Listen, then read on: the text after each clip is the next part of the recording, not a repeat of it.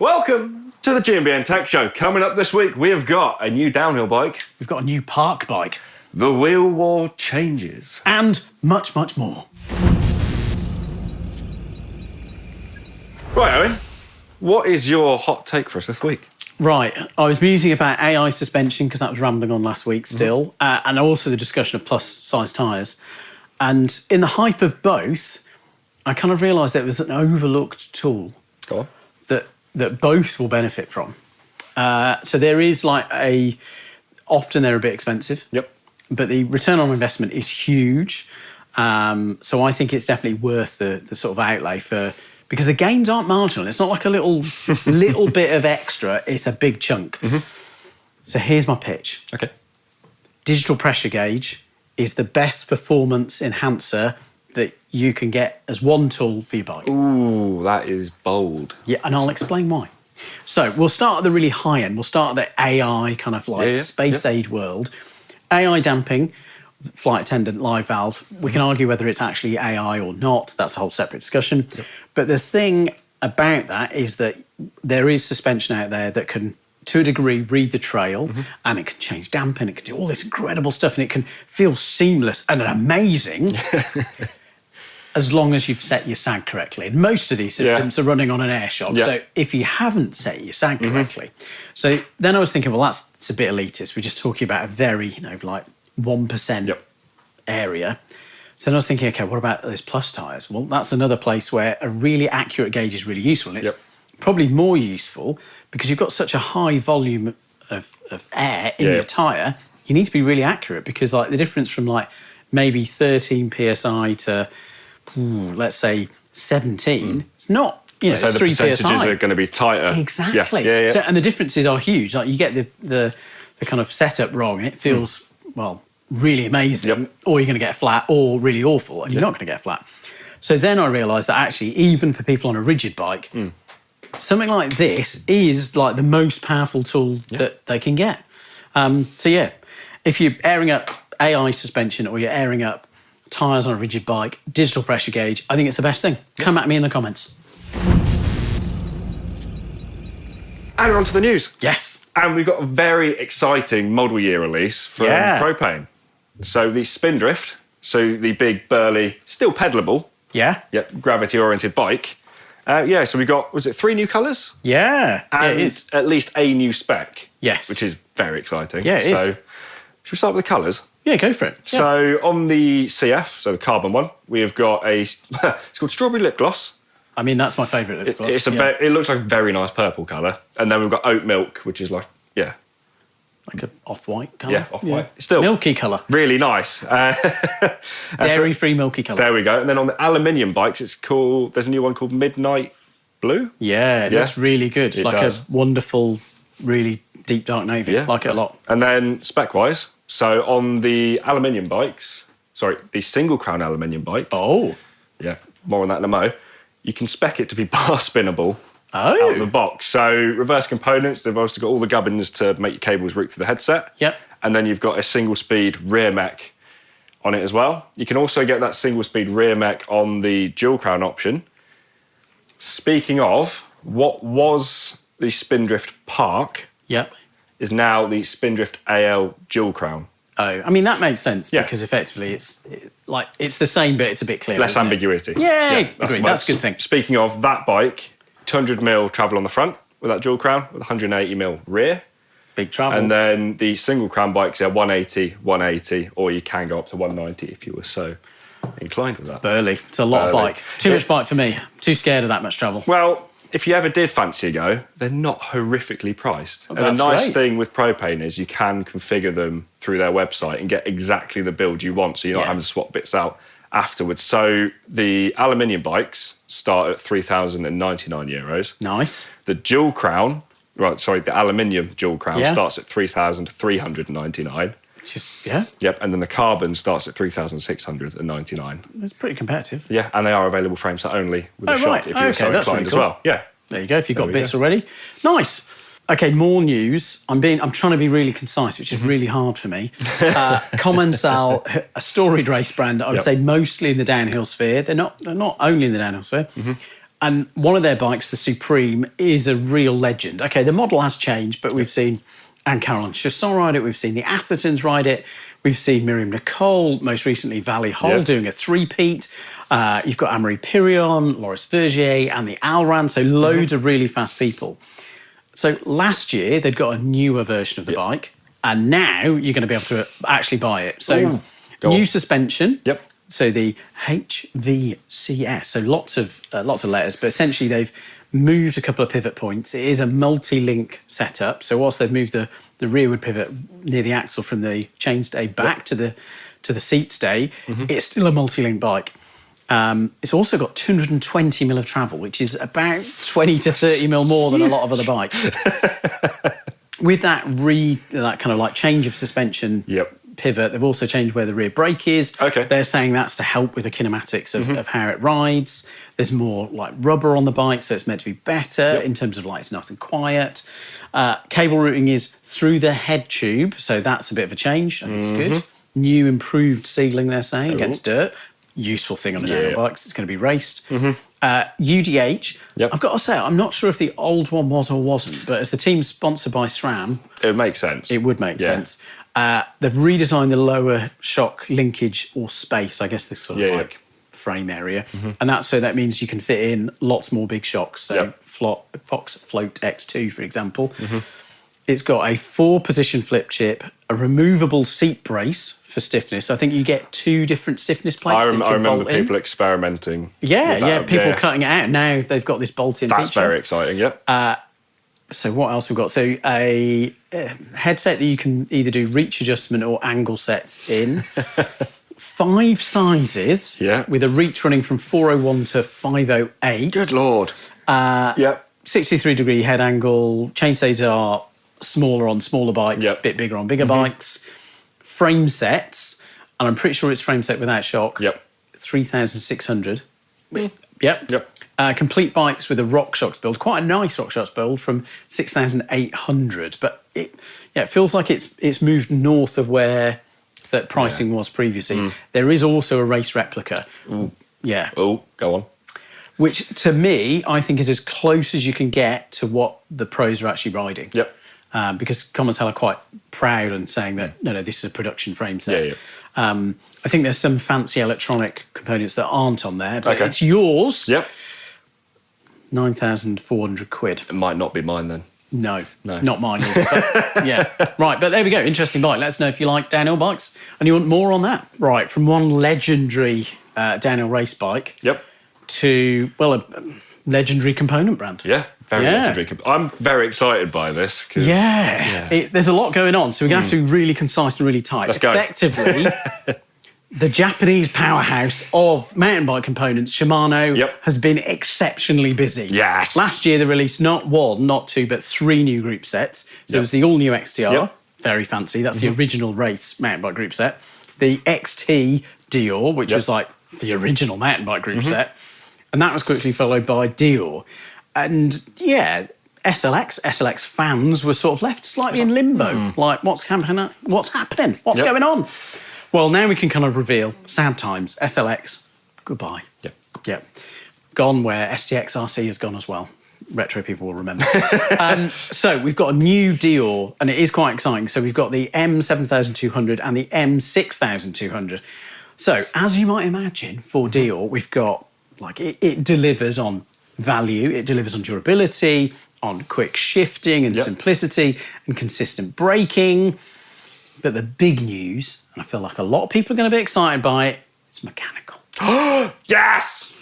Love it already. Get on my bike. Cables are back. Yes! Okay, there's a lot going on, so we'll try and be quite quick through it. So we've got a couple of new systems that all fit in the same group set. So there's going to be, and I'll save the detailed RDM700. The numbers. 7,200. we can run that on screen, I think. We've got the technology to do that. So we've got a Deore new derailleur for 12 speed, so that's Hyperglide, and it's got a new cage, it's got a new, just all new design. There's also an 11 speed one, but that's for Link Glide. So Link Glide has a different sort of pull, but effectively this fits in the same family. And both of these use this new Shadow ES technology. So that's Well, opposed to having a clutch, you've got dual springs. Yep. So means it's lower profile. It's a much slimmer sort of like shoulder knuckle for the Did I neck. read as well? It's got 70% better chain retention. It could well do. Oh, no, sorry, 70% more spring in it than the clutch system. So it's better for chain retention and potentially reducing noise and chain slack. Well, there we go. Let's go with that. That's cool. Yeah, solid pulleys to minimise debris and stuff like that, which we've seen on XTR, on XT as well. There's also a new lower cost 12-speed Hyperglide, which looks a lot more like the outgoing 12-speed, but it's there. Okay. But yeah, nice. There's options. So you've got 11-speed link glide stuff, you've got 12-speed Hyperglide, or 2 options in that. There's a new crank. Yep. I mean, it's a Shimano crank. It's really quite nice. 2-piece design. It's got the 24mm axle, 3 sizes starting from 165. It's 2 cassettes. So there's one that has got steel rings. Yep. And then it's got alloy ones at the top end for the 51 tooth, so that big makes cassette. sense. Yep. Then there seems to be one that's all steel, but it's got an alloy carrier. Yep. Both of them, unsurprisingly, are for the microspline, so the MS standard. Right, shifters. I hope everyone's keeping up. Yep. We've got 3 shifters. Okay. So we've got 2 which are 12-speed Hyperglide. Yep. So one is multi-release, multi-click, so you can do 3 gears up from the thumb paddle. Then we've got an e-bike one. So it looks, to my viewing, it looks essentially exactly the same. The fitment, the ergonomics are going to be the same. Yep. But because it's free-bike, it just does single shifts. So you don't like... Yeah. There's less risk of mashing stuff. Things, high to torque and... There's also a link glide one. So again, it's 11 speed, but also, just to reiterate, link glide, the pull ratio for it is different. So that's why you can't just have one shifter that does 12 speed and 11 speed. It's different. There's even new brakes. Oh, yeah. So there's new lever design, new calipers. We've got 2 pots, you've got 4 pots.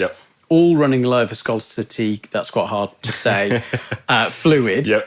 I think what's interesting, it's something you mentioned, is that the lever design kind of looks like the outgoing one, which was pretty good. And they've just sort of revised the internals. Yeah, there you go. Seems like that. Saves design costs, saves you money.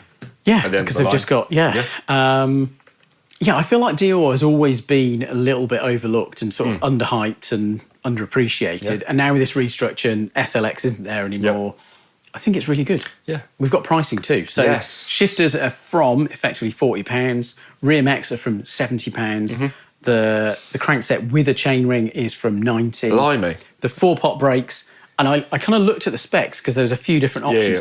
I think it's including everything that you need. So this is per end. Okay. 150 quid. That's not bad. It's competitive. If it's essentially trickle-down tech from XT and XTR. Yeah, there's a lot of good stuff in there. But there's more. There is more, So, exactly. We've mentioned Deore 72 and 6200. Yeah. What about XT M8200? Tell me more. What is this? So, essentially, it's the tier above Deore. Again, it's got that rear mech with the dual spring Shadow ES system in it. So no clutch. Again, solid pulley wheels. Okay. With that. Are you saying that this is XT mechanical? Yes. Wow. XT mechanical. Right. Yep. Now we're talking. Right, amazing thing that is. Yeah. So with that mech, there are 3 options. Oh. So you've got 2 cage lengths. You've got long cage for 10 to 51. Okay, yeah. Medium for 9 to 45. And then there is that Link Glide 11 speed, which is 11 to 50, I believe, on that. 3 shifters as well. So again, we've got the multi-shift regular one. Yep. We've got the e-bike optimised one with a single shift. Okay, so we've got 2 12 speeds. 2 12 speeds, and then again, there's that Link Glide option, which is really nice that there is a Link Glide option at both spec levels. Yeah, agreed. And again, it's all sort of interchangeable within that. Yeah, if you're playing Hyperglide plus 12 speed or you're playing Link Glide, it is all interchangeable. And I read it's also so you could fit the new shifter with an outgoing mech and vice versa. So if for whatever you do write off your outgoing mech, do not fear because the new one will fit with that shifter. Okay, if you wanted to do that. I think they have revised the ergonomics on the shifters though. Okay. Ever so slightly, and the little rubber paddles are replaceable on them if you do eventually wear through them. Nice. Yeah. Which is cool. And it's not just going. Obviously, you mentioned the brakes. Yeah. New brake rotors as well. Well, before we get to the rotors, I feel we've talked about shifters, we've talked about mechs. Yep. I guess with Deore, we talked about loads of other bits, but that's because you can just use the XT Di2 stuff that's already out there for this XT mechanical. Yes, so we haven't mentioned cranks, cassettes, the wear out bits, because they were launched at the same time the wireless stuff came out last year. Yeah. But rotors. Right. So we see this trend for wider rotors from other brands. Yeah. Shimano are now going up to 2.2 millimeters, 1.75. That's a lot more material. It is. So ultimately better at resisting heat build-up. Yeah. Better at dissipating heat. Better resisting sort of rock strikes and sort of strikes. Straight. Keep it straight there. Interestingly, 2 sizes currently available. Okay. 220, which is fair enough, e-bikes, downhill bikes. 200. You mean 203? No, I mean 200. Wow. So in an effort to reduce the number of standards with brake rotors, because previously, even with the latest generation of big burly forks, you will have needed to run like a washer between your caliper and your post mount, and same on the back of the bike. Extra 3 mil. And for that extra 3 mil, this, you don't have to now. Okay, nice. Keeps things a bit cleaner, which is nice, and they are available 6-bolt and centre lock. Wow. Surely that's it. Shimano have been really busy. They've been so busy. Pedals. Oh, wow. Yeah. Right. So at XT M8200 level, there's a new trail pedal. So wider than the outgoing one for better contact stability.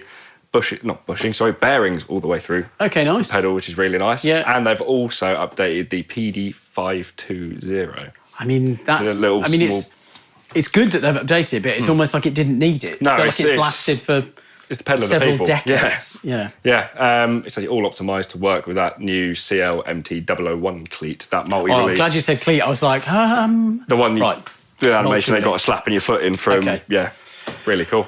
Right, wow. That's a lot. That is a lot. Right, there you go. Let us know which stuff that you liked the most. It's rapid fire plus time. Right, okay. Right, my turn to ask you some questions, sir. Oh, God. Right, okay. So we're going to play overhyped or underhyped today. It'd be nice since it's your first time doing this. And I've got to be quick, haven't I? Yes. Right, okay. I know that's going to be hard. No, it's good. Rigid mountain bike. Underhyped. Okay. Carbon. Overhyped. Okay. Alloy. Underhyped. With steel's alloy. Yeah, very good.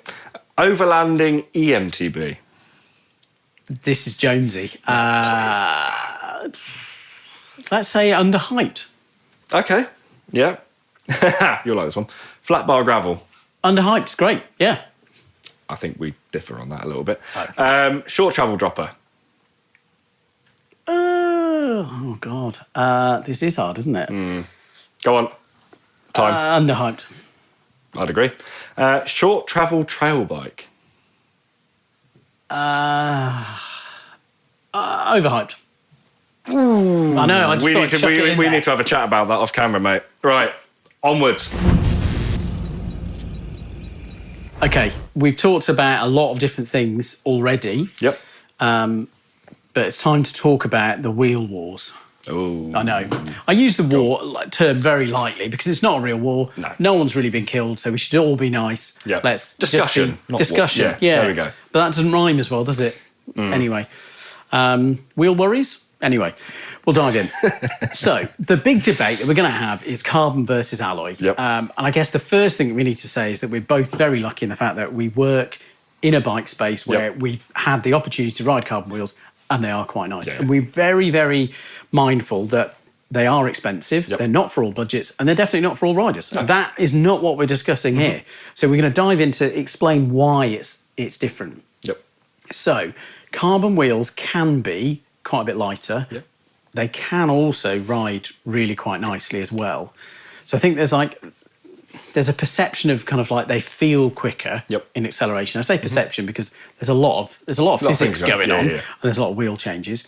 I think early carbon, some of the early carbon I rode definitely was, unless you were riding the XC stuff, which was slightly twangy and nice, it was pretty stiff and pretty burly, and thus could feel quite harsh. So if you weren't a really sort of like tough or like burly rider pushing through stuff, it just felt a bit harsh, a bit uncomfortable.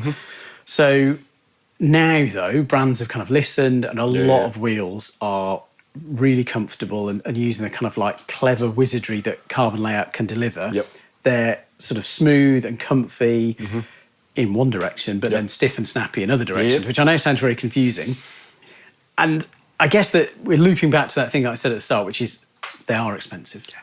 They are really expensive. I would agree. But lots of the more kind of, I would say, renowned brands, like our wheel partner Reynolds, have been making carbon wheels, well, since they've been in business. They've been one of the first people to do it. Yep.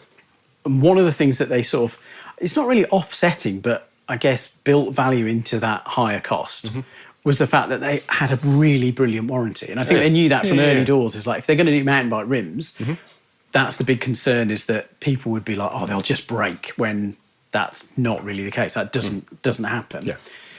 And like Reynolds and a couple of other brands have got lifetime warranty. So it's kind of like, was that enough? I mean, I know some riders that have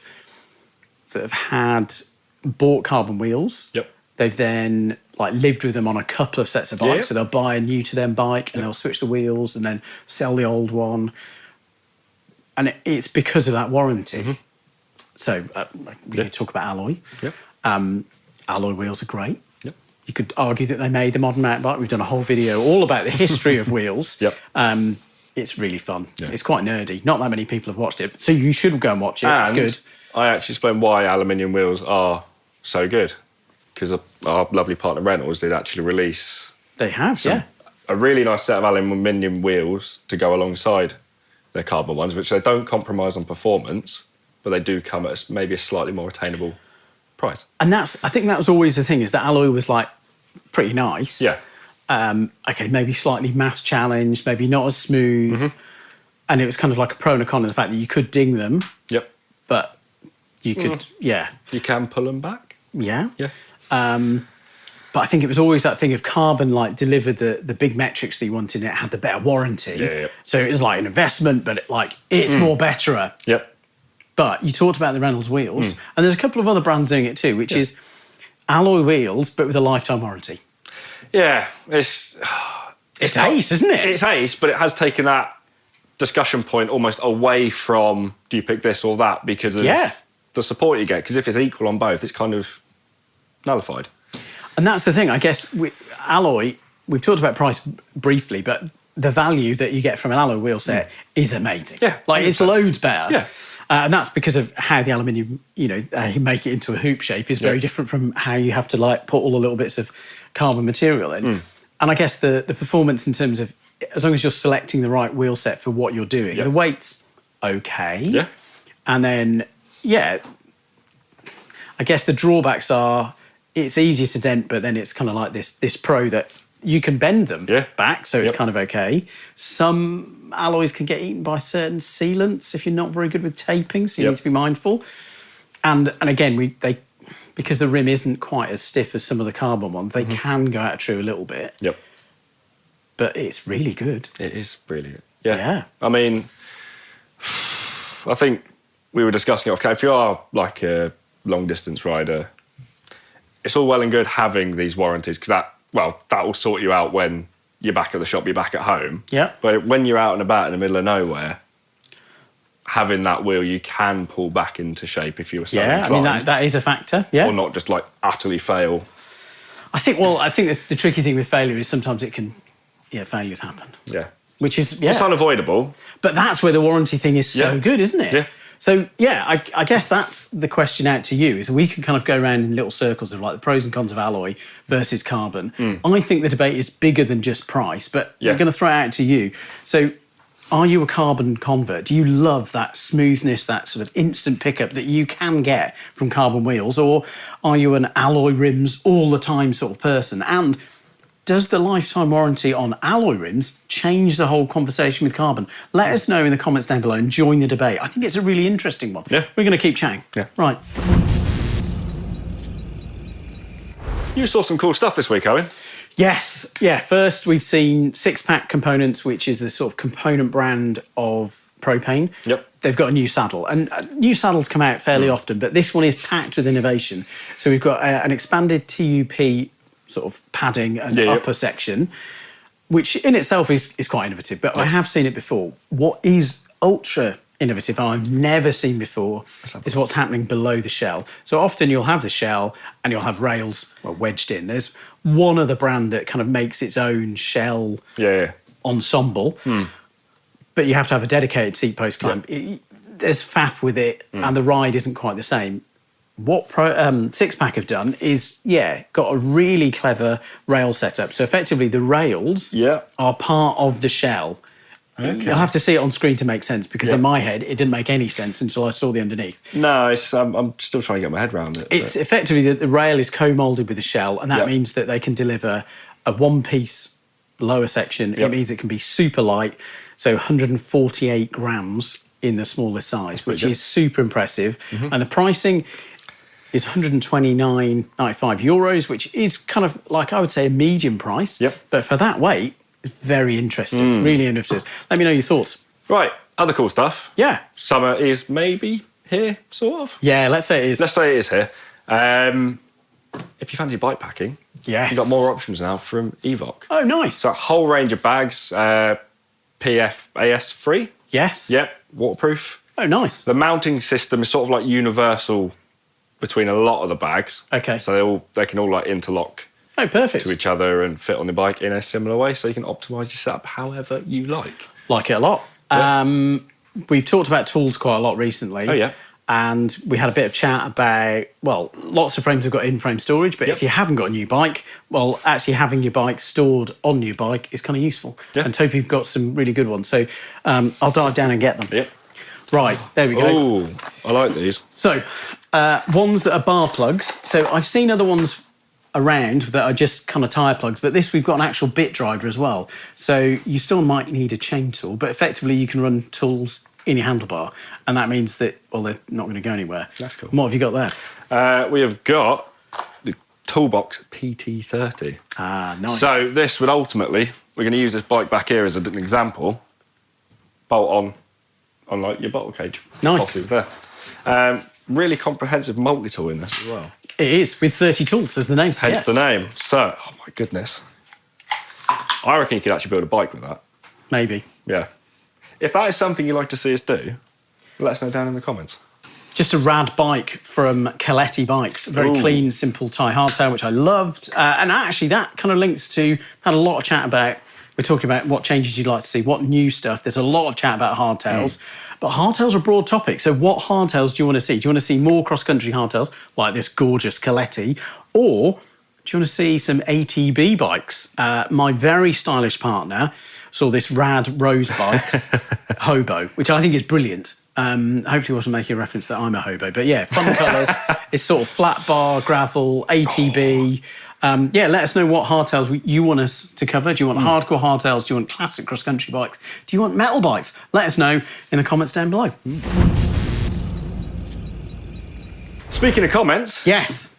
Here are some comments from your lovely selves that have made us think. Yeah. I'm gonna go first with this one. Go for it. Edmund Hodgkins. We talked about standards last week, and Steve actually tried to say that he liked press fit brackets. So he could play with hammers and things? I've got no idea. I'm not sure if he's changed. Do you even work on bikes? He was worried about threads. Anyway, Edmund Hodgkins says press fit all day long, threaded dyed with rim brakes and skewers.